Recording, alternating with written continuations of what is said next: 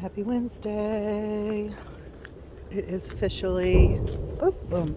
It is officially cold. Well, I mean, it's 52 degrees. And back to ducks. Back to ducks. They're shooting out the big cannons today. Yeah. Good morning. It's a little windy down here. It's a little windy. Oh.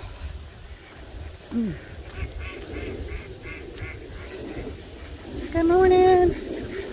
What's up, mother duckers? Uh-huh. Yeah.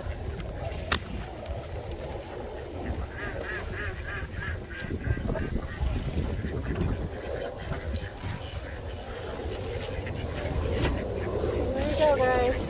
Going up on tubes.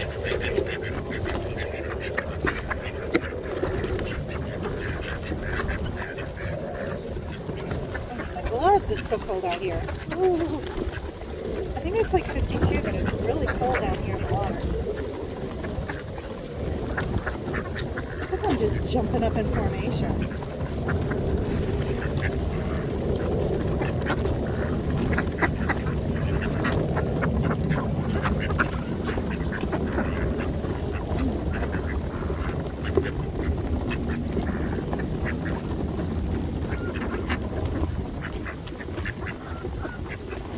Oh, that's a cold breeze.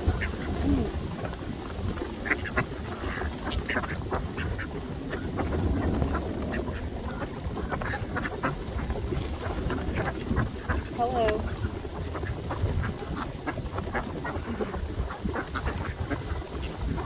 Oh, Cormoran is out there just minding his own business. I remembered to bring the tripod down this morning. Hands free. So I took my youngest for her biopsy yesterday, so now we wait. And I ended up going to urgent care myself. Found out we were worried. My family was worried about me. And so the good news is I wasn't having a heart attack and my lungs are clear. And the bad news is it's neck and back. It's what is it they call it? Radiculopathy, which is just basically nerve pathology of a nerve is what that translates to. And I have degenerative disc disease. It's one of the reasons why I originally went on medications that I am now off of. And, you know, my body, I've increased in weight and bad habits. And so I was, for months now, I haven't really complained about it too much, except for people that are really close to me. For months now, I haven't had pain and loss of feeling and strength in my left arm. And so I'm going to end up going back to a neurologist. I do not want any pain medication. So we got to just figure out what we can do mechanically, and they might talk about surgery. I'm scared because my father had the same problem. And yes, we're not our parents, but my father had the same problem, and he ended up having neck surgery to replace a disc. And during his surgery, of course, he was a little older. He was in his 60s. He had a stroke and ended up not being able to walk and not being able to eat. So he was on a feeding tube for 3 years before he passed away. So, you know, I'm a little apprehensive about any surgeries when it comes to do with the neck or, you know, head or spine.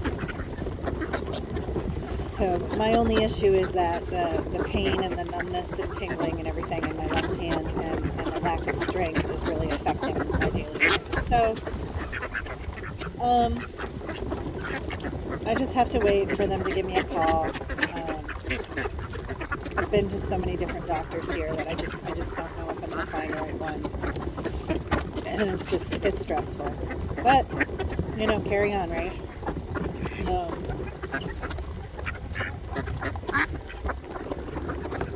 you know, my boyfriend's trying to talk me into going to a chiropractor, and I have a friend who went to a chiropractor. Well, a friend's family member who ended up with a broken neck, and I'm just very apprehensive about this shit. But we'll figure it out. Everybody's got something going on, right? But I want to thank everybody that was concerned. I'm gonna be all right. I'm gonna be all right. Just pain really does, like, oof. My poor boyfriend's having to deal with me. But we just gotta figure it out. We don't know if it's the disc itself, if it's a facet joint. Something's pinching that nerve that's causing loss of feeling and pain, and you know, the body has a way of telling you when something's wrong. It sure does. Just wish I could make it go away. Be gone. Someone's got that voodoo doll. They're sticking it in. They're sticking the pin in.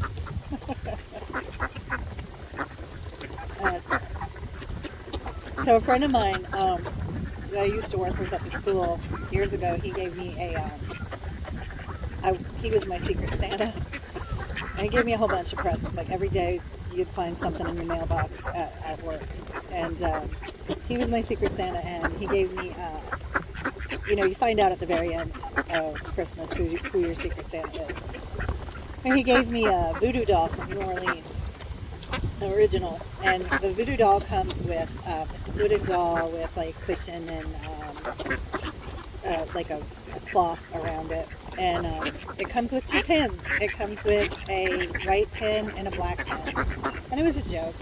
And then somewhere along the line, I lost the white pin. So if you know anything about, you know, voodoo and that particular object, the white pin is so that you can wish well on other people and give them, you know, like if you stuck it in the voodoo doll, you would say, you know, I wish you wealth and happiness and health and happiness and, you know, anything that's going on in that person's life that, you know, you can try to turn it around with the white pin. It's supposed to be, you know, good versus evil magic. And so somewhere along the line, I lost the white pin.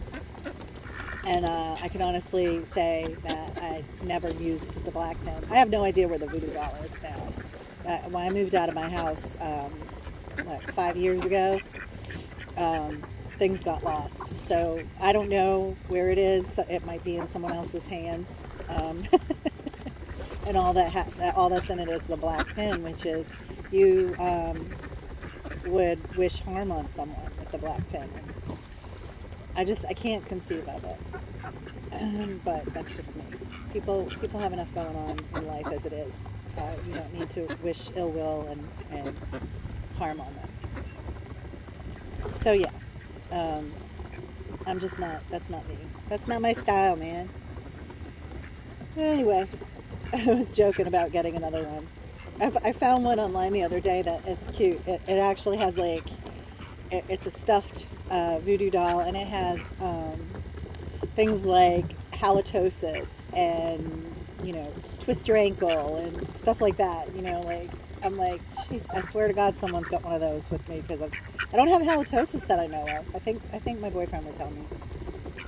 But I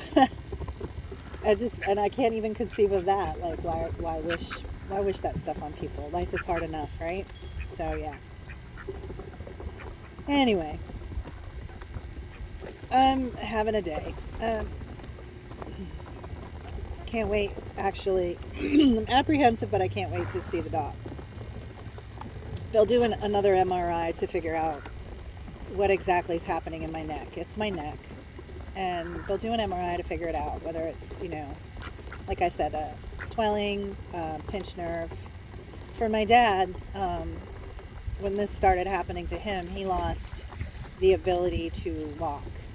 But for him, it was not just a pinched nerve. It was his disc had slipped and was pressing against his spinal cord, causing bleeding and bruising and swelling, so that it cut off everything from basically his shoulders down. and he was falling, and I'd knock on his door because I'd hear a big thud upstairs, and I'd knock on his door, and I'm like, Daddy, are you all right? And he's like, not really. I'm like, well, what's going on, Dad? You got the door locked. I can't come in. And he's like, I fell. So I'd have to call the paramedics, and they'd come lift him up, and they'd take his vitals, and his vitals would be fine. And then he'd be like, they'd say, well, we can't force you to go to the hospital. And they're like, do you want to go to the hospital? And my dad's like, no.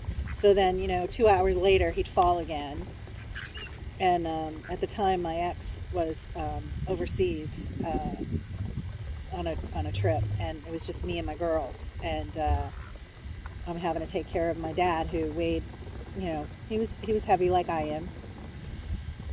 And there were times that I had to go in, put a towel, hand him a towel to put over everything, and have to try to help him up. And I just got to the point where I couldn't do it. So I was like calling the paramedics like every 5 minutes.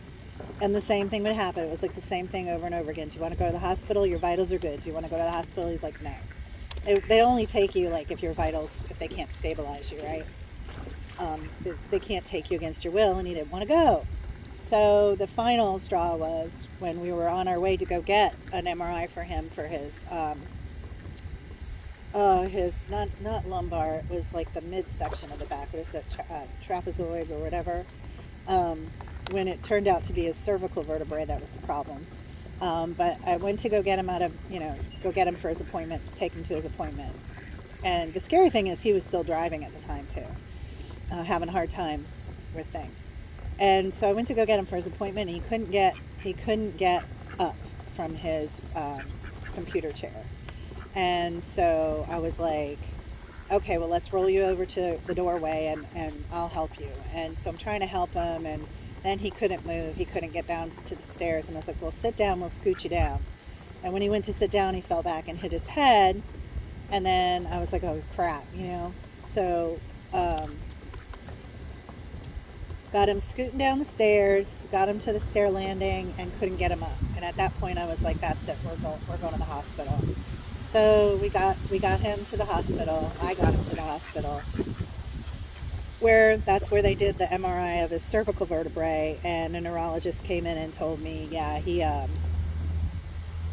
his body isn't responding to his brain's messages. Like, the brain is sending signals to walk, move, and his body wasn't getting those messages because his spinal cord, the area around it, was bruised and cutting off the messages. So he ended up in the hospital for a while, where another neurologist came in and said, we're going to try this new wonderful surgery. And during the surgery, he had a stroke, and nobody told us he had a stroke. So that was a real bummer. So then he ended up wanting to move back up north. I was like, Dad, I can't come see. This has like been triggering me for like 2 days now, because people have been asking me about stuff, my family, and I've been talking about my dad. And he ended up wanting to go back up north, and I was like, Dad, I'm here. I'm here with the girls. They have school, they have this, they have that. If you stay here, I can take care of you. And he was very adamant, and he was like, no, I want to go back up north. And I think he thought he was going to go back to his home that he had sold and all this. He came down south to be with me and my family. And I think he thought he was going to go back up north, and just everything was going to be back the way it was. And, they declared him sound mind and sound body. Freaking doctor didn't tell us he had had a stroke. That's what really bothers me. But he got to the point where he was in a wheelchair and on a feeding tube, and ended up in a nursing home back up north, where my oldest brother and his wife took care of everything, but they lived further away too from where he was, so they could only go see him like once a week, and it just was horrible. And so 3 years after his surgery, he passed away. They didn't take very good care of him in the nursing home, and he ended up getting pneumonia. And I was there. I flew out and stayed with him, and was there when he passed. So I'm just like, all this stuff is going on in my mind. I don't want to do a surgery. I just, I don't want to do it. So anyway, I know I rambled on and told everybody my medical problems. What are you going to do? shit happens. So yeah. Hopefully it's something that can be worked on maybe with physical therapy and um, I haven't lost feeling in my legs or anything yet. Although I am having some problems with my feet. I just attributed all that to having rheumatoid arthritis. Um, until I got to the point where I really thought I was having a friggin' stroke or something because I had no strength in my left arm, and as I'm speaking right now, I mean it's tingling, it's a problem. Um, Having hard times lifting up plates and things that normally I would be able to do with my left hand and arm. And so I'm just glad I finally broke down and went to the hospital, to the urgent care, and talked to a doctor, and they're going to get me set up, and we'll get it worked on. I had a feeling it could have been my neck. I've been having pain and stuff, and I just, you know, didn't take heed. Body has a way of telling you you're screwed up. Go get help. Anyway, I hope everyone has a lovely Wednesday, hump hump hump day. Yeah, and November's hard for me. November is the month that my mom passed away too. Of course, that was 33 years ago, so it's been a long time ago. I miss her and I miss my dad, but they're still with me. Anyway, I don't know what it is about sitting in this rocking chair that makes me talk.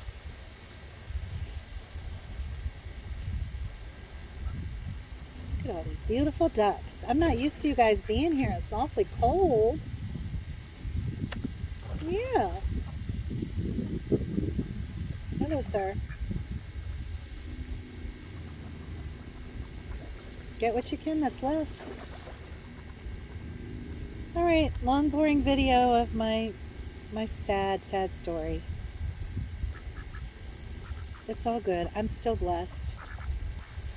I'm very thankful for what I have in my life. I'm very thankful for having them as parents. They were wonderful parents. They did the best they could trying to raise 3 kids. So I'm very thankful. Hi guys. Have a great day. Oh, okay. Have a great day. Bye.